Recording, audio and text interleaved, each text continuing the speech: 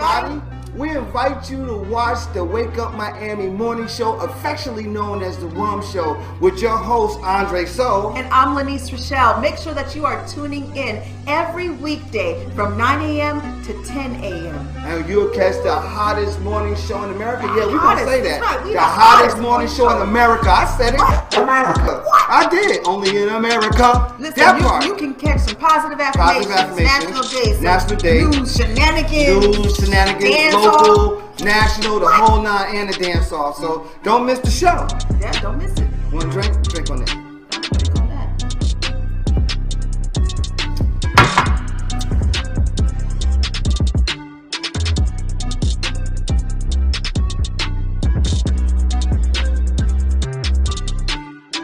That's what it is. So that's how we feel.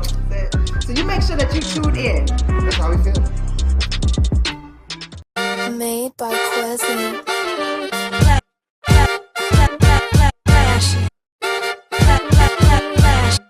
Miami Morning Show. You watching the wake up, the wake up, the wake up, the wake up, the wake up, the wake up, wake up. Miami Morning Show. You watching the wake up, the wake up, the wake up, the wake up, the wake up, the wake up, wake up. Miami Morning Show. You watching the wake up, the wake up, the wake up, the wake up, the wake up, the wake up, wake up. Miami Morning Show. You watching the wake up, the wake up, the wake up, the wake up, the wake up, the wake up, wake up. Miami Morning Show. You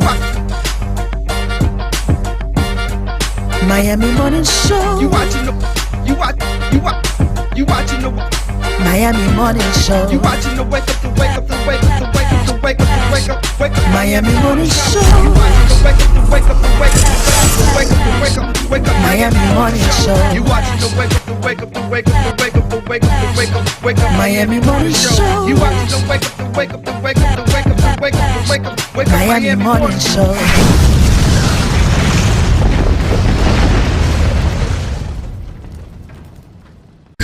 Now time for positive affirmations.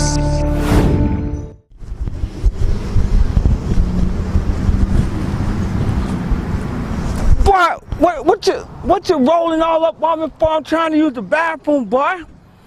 I'm trying to, listen, this is Florida man, and then, you know, we got to talk about positive affirmation. The positive affirmation for the day is I can easily express my feelings. Say it with me. I can easily express my feelings. Now I want you to receive it. I want you to believe it so that you can conceive it. That part there, this Florida man with your positive affirmation. Positive affirmations.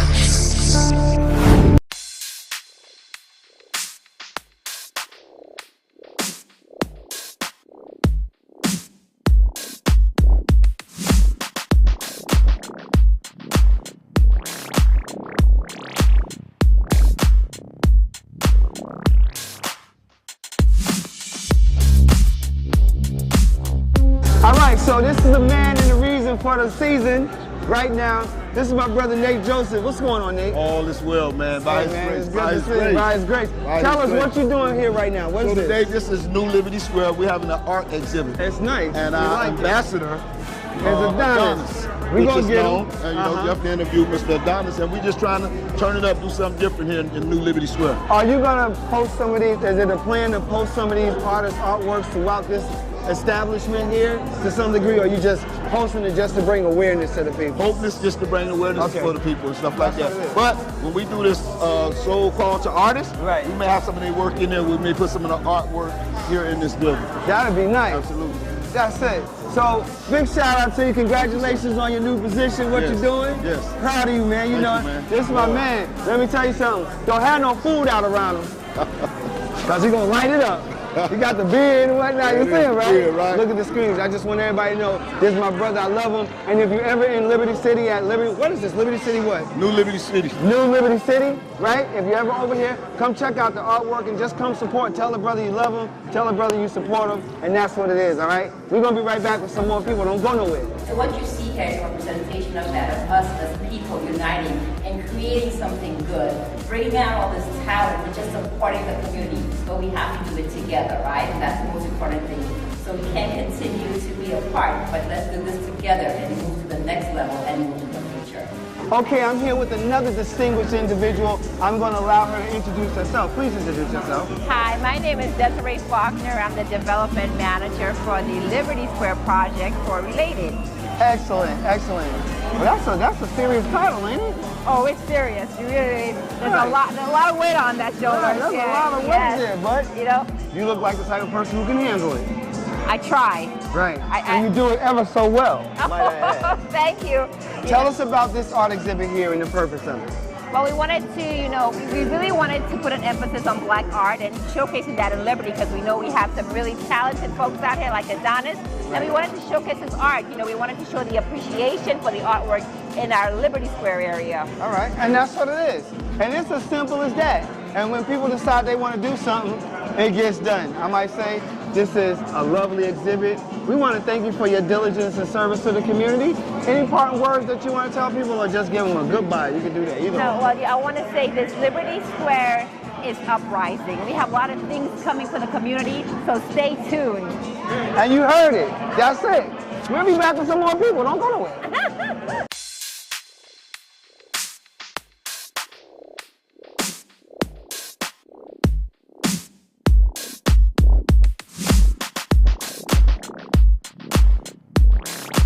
Man, you know what it is, man. Come on, man. You know Look, I got to step down because, it's the gentle giant right here. Yep. You putting this on right now, I think, is outstanding. Thank you. Big shout out to you, sir. brother. You Yes, know, sir. I love you. Love you too, yeah. You've been rocking for a minute. For a minute, yeah. Tell us the significance of doing this right here, right now. This show is important because this is a launch pad for what we're about to do. Right. We're going to beautify the whole community. Right. So this is the launch pad for it. And that's why we got to build our team to be very selective of, who we select. Right. And also, so we want to have the team where different components, the moving parts can work together. Right. Right. That's what we're doing. Yes. And that's going to execute. Yeah. That's what it is. Anything you want to tell those people who are watching right now? I want to tell them I love them. I love all y'all. Keep supporting African-American entrepreneurship and also just continue to move forward because, the Bible says the first shall be last and last shall be first. And I know what it is. We always show his work anyway because our studio is right by the wall, right there. So we always show Adonis' work. All right, we're going to talk to a couple of more people because we in the building, baby.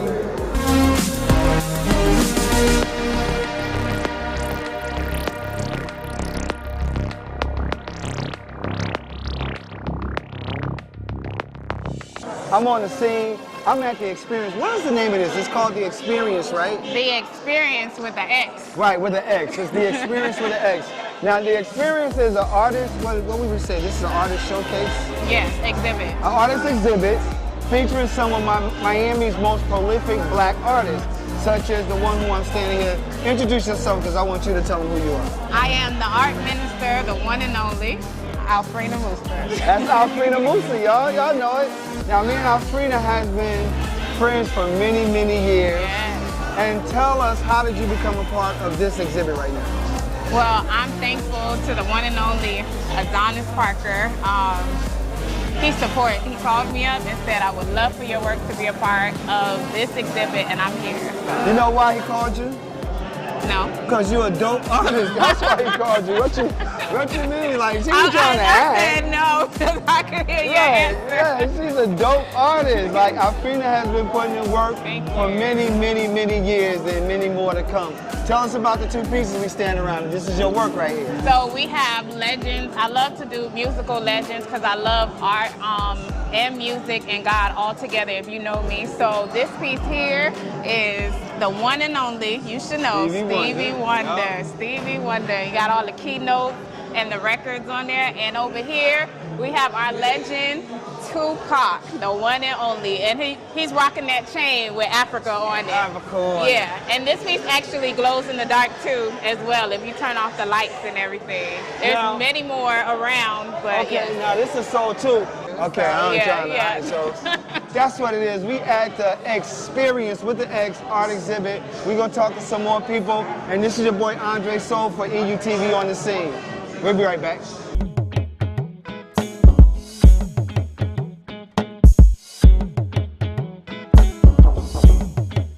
All right, I'm standing here with artist extraordinaire Bayunga. What's going on, brother? I'm enjoying the sights. It's been a minute since I've seen you. Too long. And I'm happy to see you. Likewise. Tell us, How do you feel about being part of this exhibit, and why is it significant to you? You know, I think what's even more significant for me is that this area has always been known for the arts. Right. Not particularly the visual arts, right, but the Miami sound right, is known to be birthed in this area. Right. And so to now be able to associate not just the Miami sound, but the Miami visual, you know, the capacity to do everything that Black Miami envisions right here in one space. Right, I love that. Incredible. That's it, y'all heard it right here. EUTV on the scene. I'm Andre Soul. What else can I say, man? Y'all just keep watching. Thank you. Tell them who you are and what you do. Hey, I'm Eric from Miami, Eric Pygat now, you know what I mean? And what I do is I represent the famous Liberty City. We're creating positivity, positive vibes, good vibes right here in the city, letting you know, listen, it's not about where you're starting from, but it's about where you end. Les Brown, 2 Live Crew, Luther Campbell, all the good people come from here. So there's greatness here, and we want to tap back into the greatness. We had an outstanding, exciting, just everything here at this event, but we got to wrap it up. So we're going to be out, but just stay tuned. Be on the lookout for more EUTV on the scenes. I'm your man, Andre Soul. I'm here with my man, Eric, and we're going to catch up with y'all in the meantime, baby.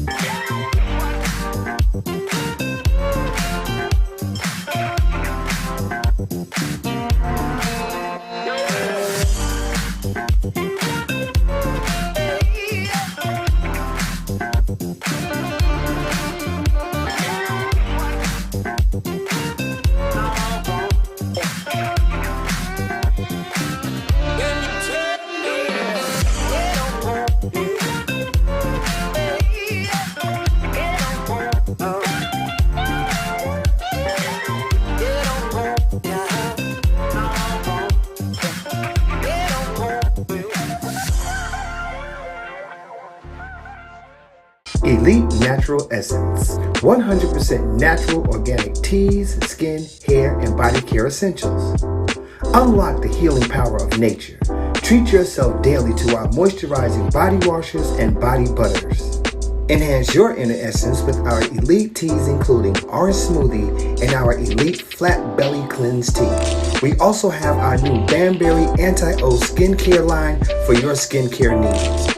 At Elite Natural Essence, we pride ourselves in providing superior quality essentials as well as enriching the lives of our community through education of natural and healthy living. Elite Natural Essence is now available on Walmart.com and the Walmart app nationwide, or visit our website www.elitenaturalessence.com. Free shipping on orders $75 or more when you enter the code ELITESHIP. Elite Natural Essence. Be beautiful, be elite. There's a direct relationship between having the businesses and being in prison. Go find see how many Asians you can find in American prisons. You ain't gonna be in there. But 51% of your prisoners will be black because blacks don't have any businesses and industries. There's a direct link. Blacks won't practice group economics. Black won't practice group politics. If you don't practice, you're setting yourself up. I told that 5-story building, you're setting yourself to get wiped out. Understand the nature of race, which is economics.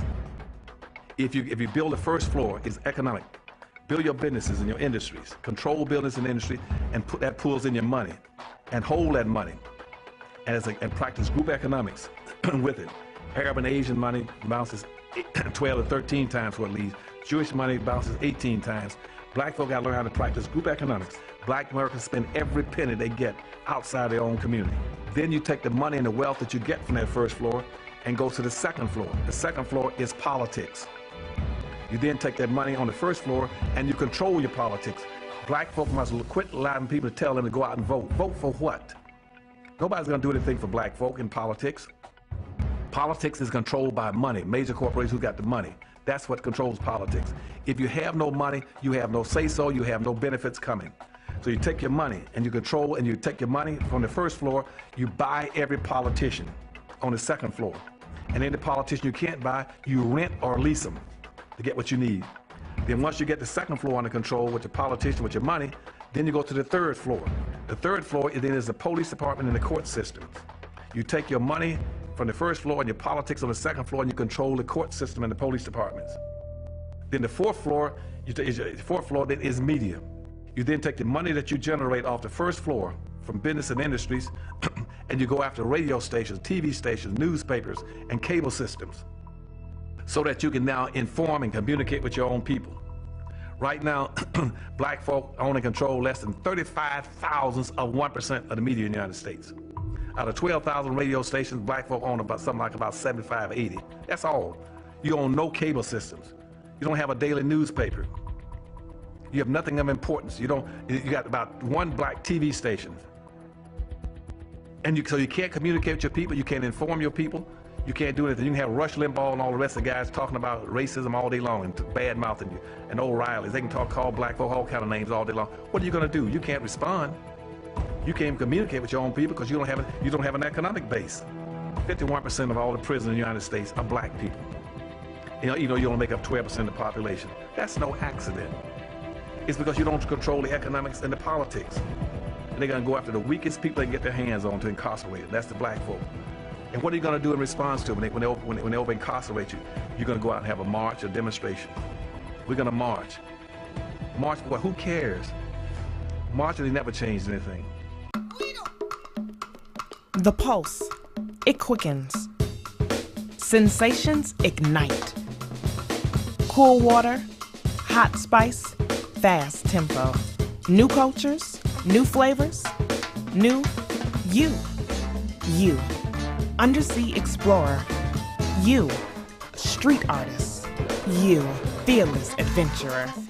Salsa dancing to Latin beats, exploring history and heritage, flying across a wild river of grass. Sense of time, it's lost. Sense of place, it takes over. But not any place, this place. Here, now, wow. Not the Miami you expected, but the Miami you found. Start your discovery now.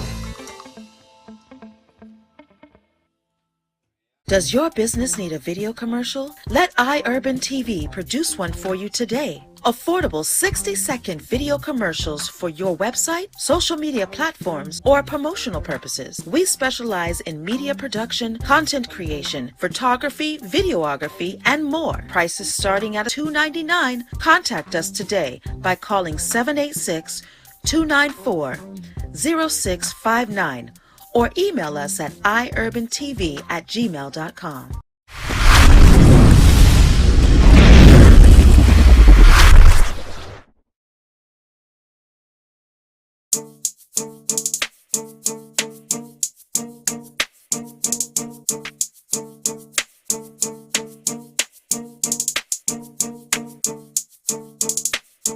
What's going on, everyone? This is your main guy, Andre Soul of iUrban TV, WUMMS, House of Soul, you name it. I'm all around in the community.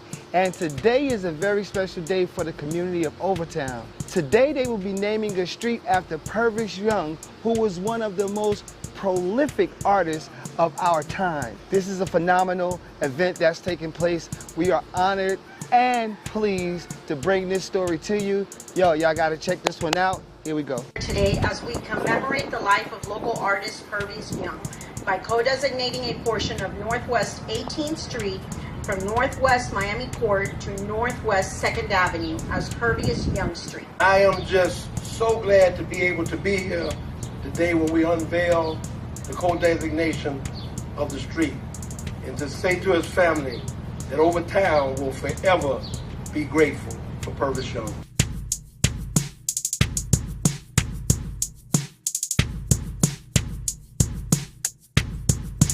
3, 2, 1. Oh!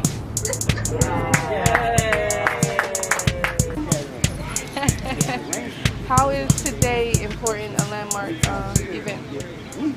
Today is one of those moments where you want to pinch yourself that I have the opportunity to recognize Purvis Young and the work that he did in our community is an honor. It's a privilege to be able to do so, and that this co-designation of the street being named in his honor will live on in perpetuity, and small children, people who have known Purvis will be able to look and say, hey, that's Purvis Young Street.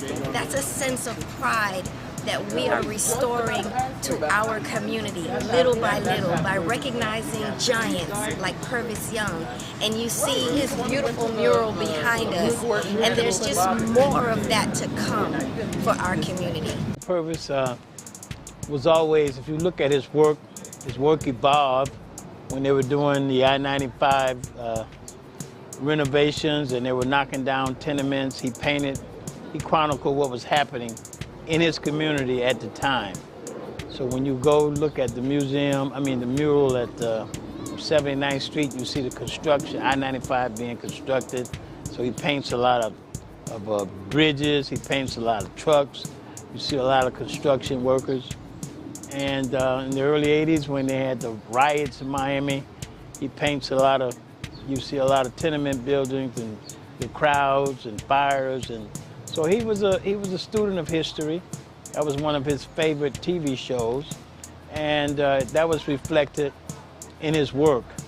Today is a very important day for Purvis and his family and all people that knew Purvis, because he was very part of the historic black community and black archives, and just a historic day because he's made history. He's always wanted to be an artist. He thought that his paintings were masterpieces. His main goal was to go to Paris and exhibit his artwork in Paris. However, he never made it there. So How long were you friends with him? I used to work for the county, so on my way to the county, I would buy a piece of artwork, go to the ATM machine and buy a piece, and I became so addicted that I got to know him, and just grew. Friendship grew. So I was very proud of that.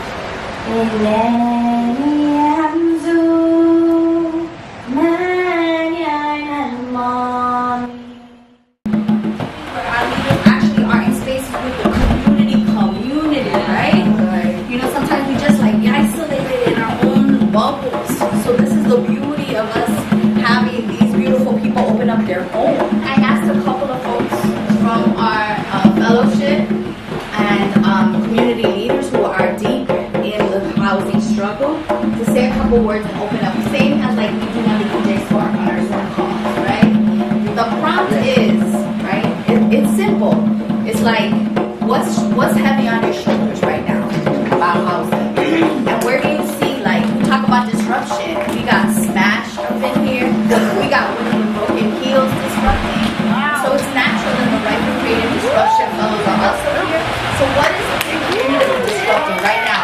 We're trying to push the system and break down these walls, right? And our whole entire sort of theory of change is that we want community control and community ownership of resources. That starts with the land, but it also is our renewable energy, it's the jobs in our community, and we want to build, we want to own, we want to build and maintain our own blocks. So right now, Push Buffalo started with 20 blocks. We're in 40 blocks. We're in about 150 parcels of land. We're building affordable housing. The positive thing is that community-based organizations are rising up. We have Not For Self is a group of community-based organizers against development. In Dorchester, we have Reclaim Roxbury that's doing the same thing in Roxbury. Then you Keep It 100, JP. So folks are rising up and thinking about development in a different type of way. So that's a positive piece of it. We don't know if we could stop this development though. That's just keeping it what it is. What we are trying to do is making the development what we consider to be legal under the current fair housing regulations and laws. What weighs heavy on my heart is, what am I fighting for? You know, what are we fighting for with our neighbors? What are we trying to protect? Because with Ironbound, one of our biggest housing struggles has been around public housing and trying to maintain our public housing. There are 10,000 people on the waiting list for public housing. And so I look up to Rawa's organization, Push Buffalo, as the ideal. That's the North Star, right? You own the blocks. But it wasn't really that it took us 1 year. It's that we've been building for decades of making sure that we're organizing public housing tenants with private housing tenants, right? Because they need to see their struggle as shared, because they're often pitted against each other. Public housing ruins the neighborhood. I'm like, you're renting, you're just as precarious, and you have less protection from HUD. So we try to gain, you know, really align the tenant associations in the public housing with the tenant unions that we're able to do building by building. You know, a lot of the things that we're like battling here at the fellowship is like, we often think disruption is direct action. Going onto the streets, you know, contesting that way. We need that. That's a tactic. That's not the strategy. You know, so hearing you actually bring up disruption, we think about creative disruption. How are we being creative? How are we using the tools that we got? How are we using the moment, the political advantages right now in our benefit? We have to do something. Okay? I'm very sorry to have to do this like this, but I want to make sure you catch people before they leave. So, on behalf of the board chair, who is sitting all the way over in that corner over there, and she hasn't we wanted to give everyone here from the EJ Fellowship a little piece of Miami that you can take with you. Power. Power. Power. Power. Power. Power. Transformation. Transformation. Transformation. Transformation. Transformation. Transformation. And miracles. And miracles. And miracles. And miracles. And miracles. And miracles. I want it. I want it. I want it. I want it. I want it. I want it. I need it. I need it. I need it. I need it. I need it. I need it. I got to have it. I got to have it. I got to have it. I got to have it.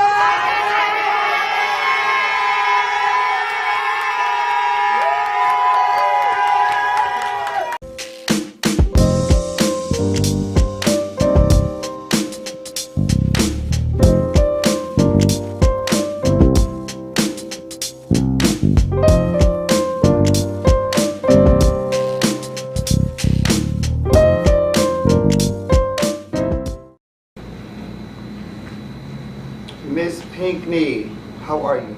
I'm fine, thank you. Tell us a little bit about yourself and where you're from and where you grew up and what was it like at that time? I'm from Miami, Florida. I was born in Overtown. I went to Dunbar Elementary School, and I went to Booker T. Washington High School, and I finished Booker T. Washington High School in 1949. And then I went to Talladega College in Talladega, Alabama, and I finished in 1953. And then I went to Chicago, Illinois. I worked as a group worker in Chicago. I stayed there for 2 years and then came back to Miami and began a teaching career at Dorsey Junior High School, where Mr. Samuel Coyne was the principal. He was the one that hired me. And I also worked at Edison Senior High School. I was the first black counselor at Edison, but that could be a controversial thing because the first black counselor at Edison was Juanita Hamberry, but she was an assistant principal at North Dade Senior High School, and she said that she was demoted because of integration.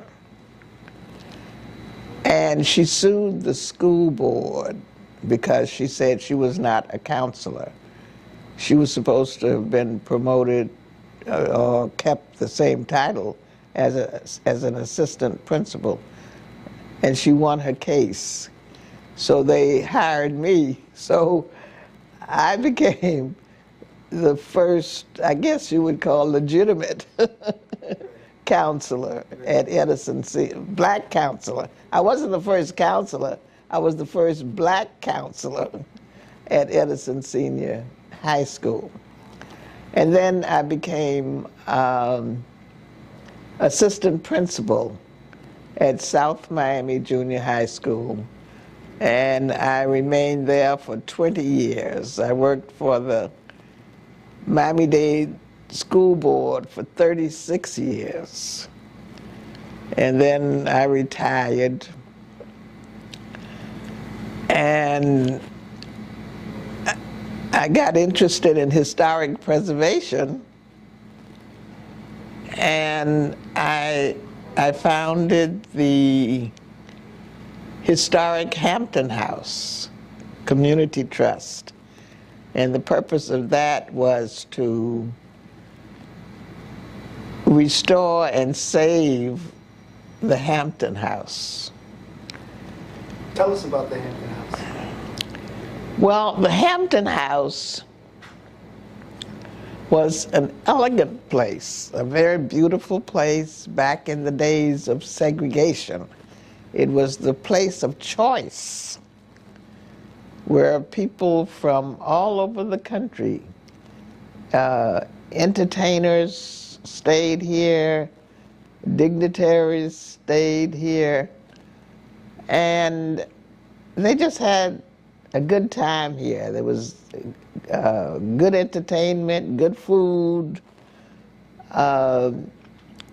People just enjoyed the ambiance and the atmosphere of the Hampton House. The Hampton House was owned by a Jewish couple, and they saw the need to have a place where black people could enjoy themselves in a first-class place. And so this was the place, the hotel, whenever Dr. Martin Luther King was in town, he stayed here. Muhammad Ali stayed here. Malcolm X stayed here. Jackie Robinson stayed here. Nancy Wilson, entertainers like Nancy Wilson and others stayed here. We have videos of their being here. Dr. Martin Luther King said a version of his I Have a Dream speech here at the Hampton House before he said it in Washington, D.C., in the March on Washington. And Muhammad Ali had his victory party here when he beat Sonny Liston. And Malcolm X proselytized Muhammad Ali to the Muslim faith here at the Hampton House. So there was a lot of historic things going on, as well as the entertainment. And so one day a lady, and this was a white lady, by the name of Kathy Hirsch, came to me, and she said that she had heard some information about the Hampton House. And the information that she heard made her believe that this building should get historic designation. And she was wondering, somebody told her to contact me to see if a group that I was working with would sponsor the historic designation of the Hampton House. So I told her to come to one of the meetings of the African American Committee of Dade Heritage Trust. And she came to that meeting. She had 3 videos, one about the Hampton House, and well, all of them were substantiating, actually, that the Hampton House needed historic designation. And so we discussed it, and we voted to sponsor the historic designation of the Hampton House. Well, while we were in the process of getting that done and getting the history written, we were told that the county was going to tear the Hampton House down because it had become a derelict building and an unsafe building, and that it was a danger to the community. And so what we were just confused about that, because we were looking at the historic value, and we decided that we wanted to fight that. So we went to the county and we said, we don't want you to tear the Hampton House down. We need to preserve it. And so the final result of that was that we did get the county to stop the demolition. I went to Louis Pinellas, and his brother was the mayor at the time, Alex Pinellas. And we asked for a stay of demolition. And so when I talked to Louis, Louis said, well, the mayor cannot stop the county from doing its job.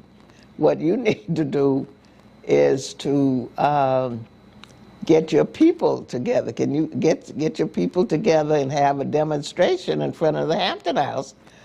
Get some food and a band, or make a big deal out of it, and save the Hampton House. So I said, Louis, we don't have any money to pay a band to come out there and buy food and do all this you're telling us to do. So he said, well, can you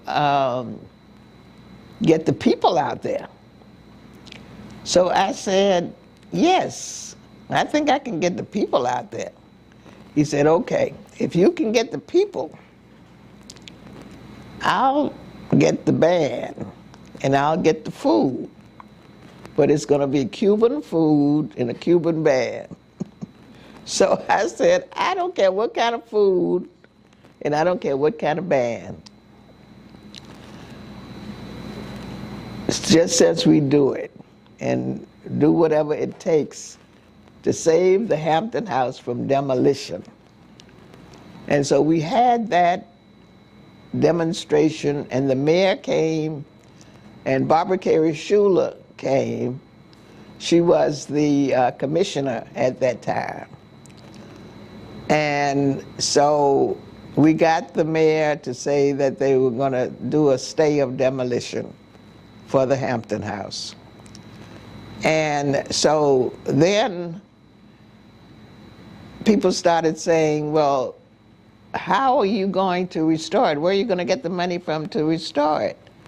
So I said, well, we don't have any money. So somebody told me about the general obligation bond program. And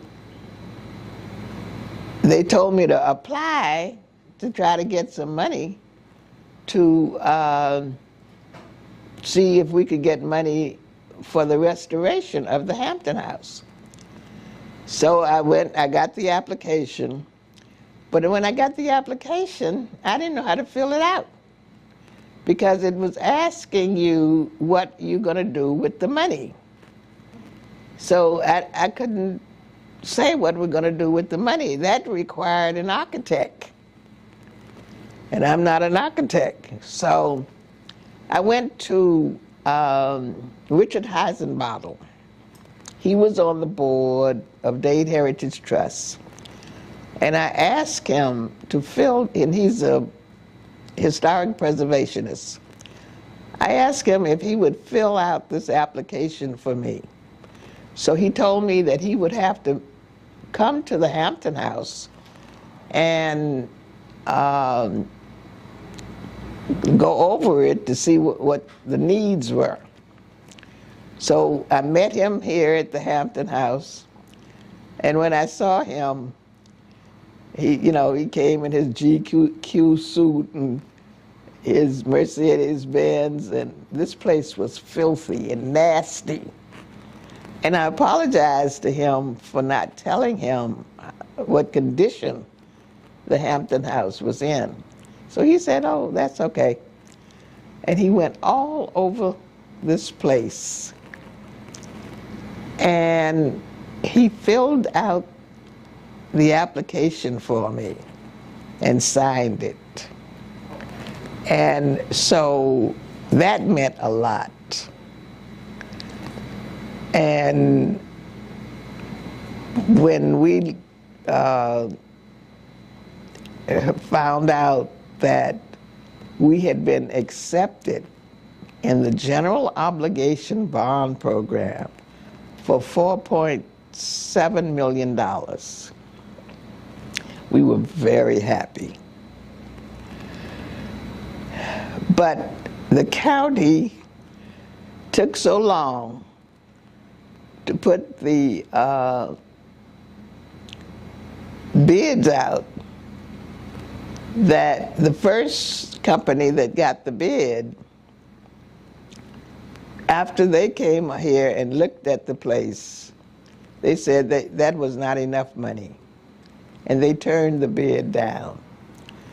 So then they said that we needed at least $5 point something million because the place was in such a bad shape. So then the county put the bid out again, and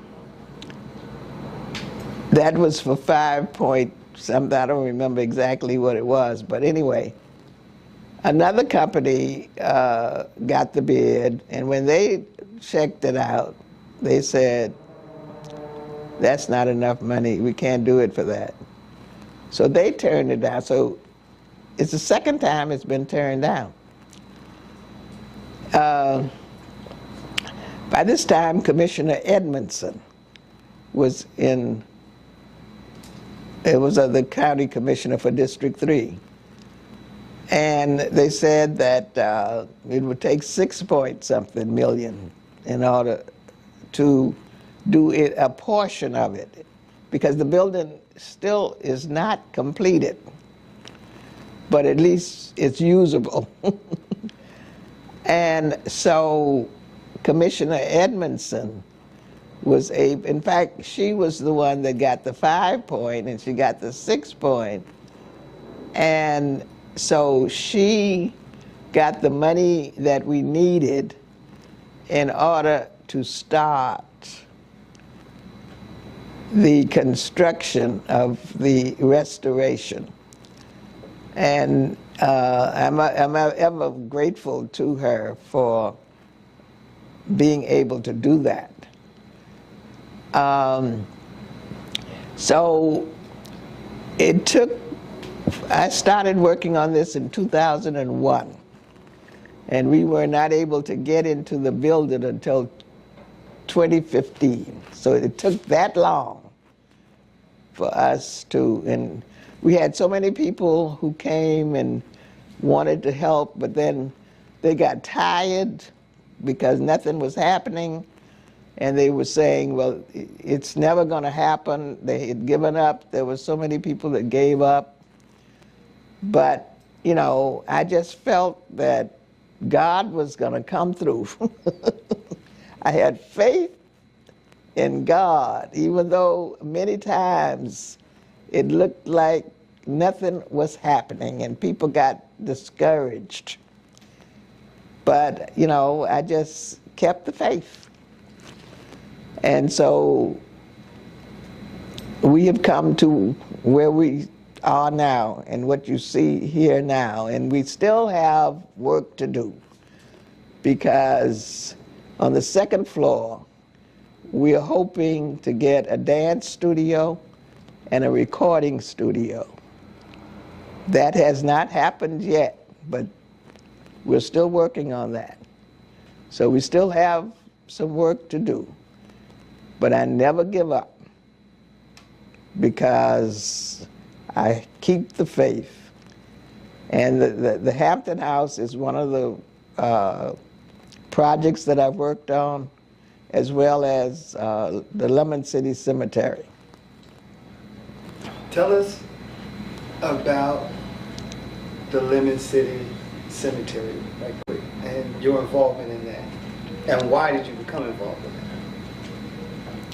Well, with the Lemon City Cemetery, someone who worked for the county called me and said that they were going to build 3 affordable housing units on this property, and they're digging up and they're finding human bones. And nobody knows anything about it. And they believe that it's a cemetery. So, and you know, something needs to be done. Well, the city of Miami had given these developers permission. They had all their permits and everything to build these 3 affordable housing units on this property. And so they were saying, you know, they weren't sure that they were human bones.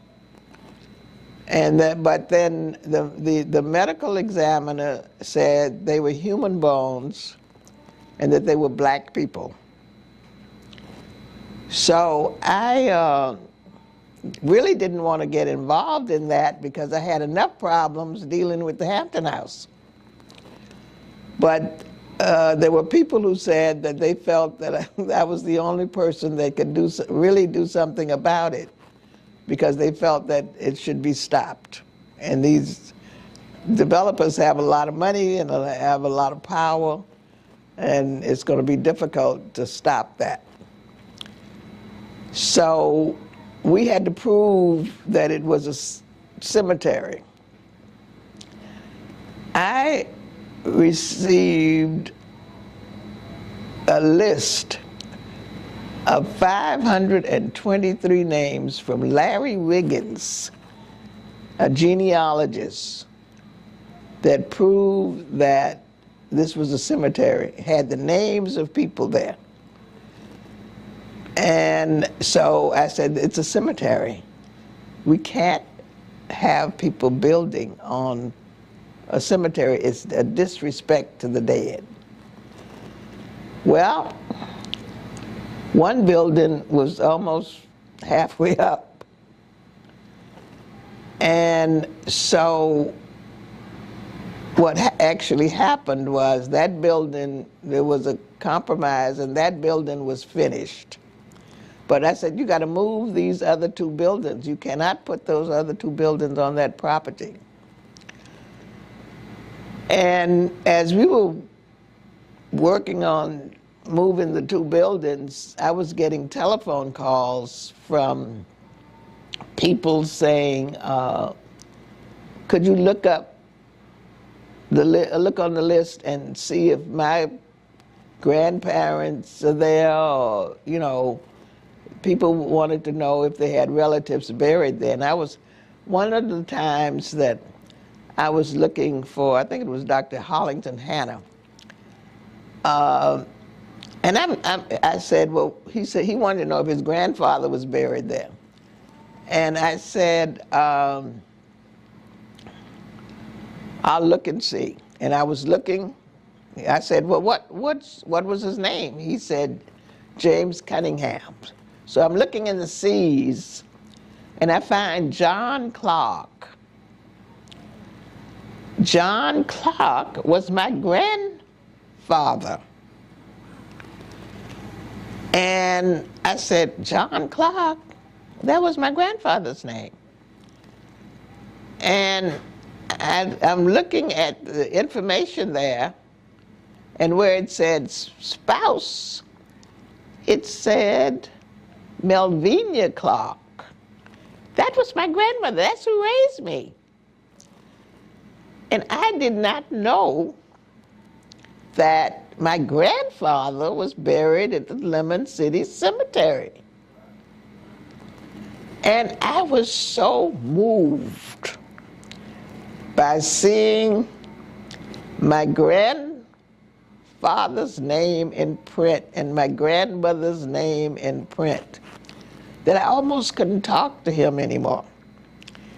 So I told him, I took his name, number, and I said, I'll call you back. And I couldn't explain to him what was happening to me, what was going on with me. And so I did that. But then I said, oh, this is a fight now, because my grandfather is buried in the Lemon City Cemetery. And you know, I felt that my grandfather was operating me, was working through me from heaven to reveal what was going on. And we came to a compromise, and they moved the other two buildings to someplace else. And they made the space a memorial garden. And I said I wanted the human bones returned that were in the medical examiner's office. I want them returned to this cemetery because they wanted to put those human bones in a regular cemetery that was open. I said, no, you dug them up from this cemetery. Their families buried them here, and I want them back here. And so they said, okay. And we had a reinterment service. The human bones were placed in 2 caskets. Range Funeral Home took care of it. And we had a reinterment service out there at the Lemon City Cemetery. And most of the people were from the Bahamas. Most of the people that were buried out there in the Lemon City Cemetery were from the Bahamas. They were the pioneers. They were the people who did all the menial work in Miami to make Miami what it is today. They beautified, they did the gardening work, they did the farming. They showed what to do with the coral rock and how you could build houses with coral rock. And, you know, our history is lost. And we've got to tell the story. We're the foundation of the community. And nobody knows it, and it's not respected. So we need to learn our history and to tell our history and to give ourselves the respect that we are due for what we have done in the past in laying the foundation for this community. And so I am still on the fight, or in the fight, for historic preservation and for telling our story. And so that's why I think that what you're doing in helping to shed light on the foundation of our community, on the culture of our community, on the heritage of our community, on the legacy of our community. We got to tell the story. The story has to be told because it has not been told. And we got to give ourselves respect. And this is the only way we're going to do it. So I congratulate you on what you are doing to help in telling the story. And for the camera, please state your name. My name is Enid Curtis Pinckney. And your age, Ms. Pinckney, if you can. Your age. My age, I'm 90 years old. See, that told everything. Anything you want to say in closing remarks, Ms. Pinckney, about anything, or about Miami, about something that's going on within our community? The floor is open for you to say whatever you want to say. Well, you know, last week I went over to Judge Lawson E. Thomas's office because we recently got historic designation. Dade Heritage Trust was the sponsor of the historic designation of his office building. And the reporter who interviewed me about that and wanted me to take a picture in front of the... I'm enjoying this. Okay. Okay. All right, we ready? We rolling? You ready? Rolling? Okay, yeah, finish. Okay. Finish. I went to Judge Thomas's office to take a picture in front of the office because of the historic designation. And the reporter for the New Times newspaper, Joshua Cabellas, I believe, I might not be pronouncing his name correctly, but anyway, you know, he was interested in taking a picture of the building, and when he looked at it, he said, you know, this man did so much for this community. And look at this building, you know, with the paint on it. You can't even take the picture with his name. The name Thomas was covered up with trees, which, you know, you couldn't take the picture showing the name Thomas. And he wondered why the community let that building look like that. And that's a good question. Why do we let our history look like that? Why are we not doing anything about it? And that's what I want to say. That's the question that I want to ask people in Miami. Why are we not respecting our history? Why aren't we not doing more about shedding or spreading our history so that the young people can understand from whence they have come?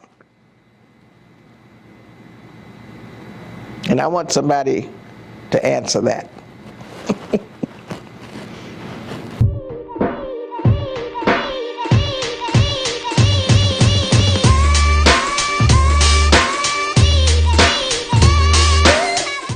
Made by Quezzy.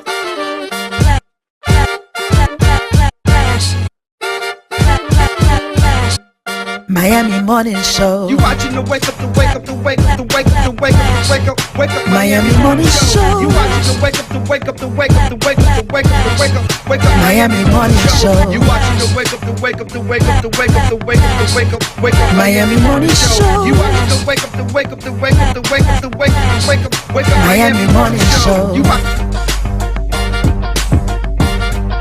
Miami Morning Show. You watching the Miami Morning Show. You watching the wake up, the wake up, the wake up, the wake up, the wake up, the wake up, wake up. Miami Morning Show. You watching the wake up, the wake up, the wake up, the wake up, the wake up, wake up. Miami Morning Show. You watching the wake up, the wake up, the wake up, the wake up, the wake up, the wake up, wake up. Miami Morning Show. You watching the wake up, the wake up, the wake up, the wake up, the wake up, the wake up, wake up. Miami Morning Show.